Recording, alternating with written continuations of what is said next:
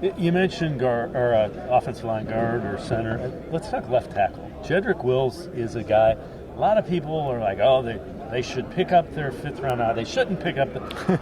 I think he's kind of being compared to the 10th overall pick instead of.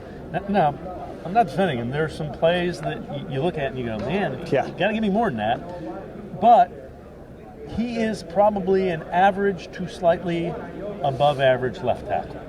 Yeah, and I think they like him still. I think they really think there's some upside there. Andrew Berry talked pretty glowingly about him today. He's never going to just tell us outright he's going to pick up the 5th-year option. I got the impression, though, that that's what they're going to do, and it makes sense, even though it's fully guaranteed now when you pick it up.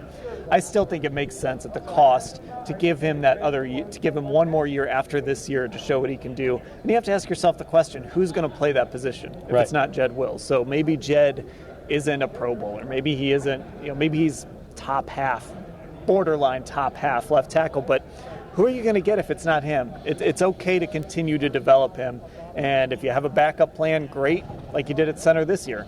But I don't have an issue with them picking up that 5th-year option on Wills. Yeah, $14.5 million. That's kind of middle of the road for. Yeah. I think it's $14.75, but it ends up being slotted middle of the road. Left tackles make a lot of money when they're elite.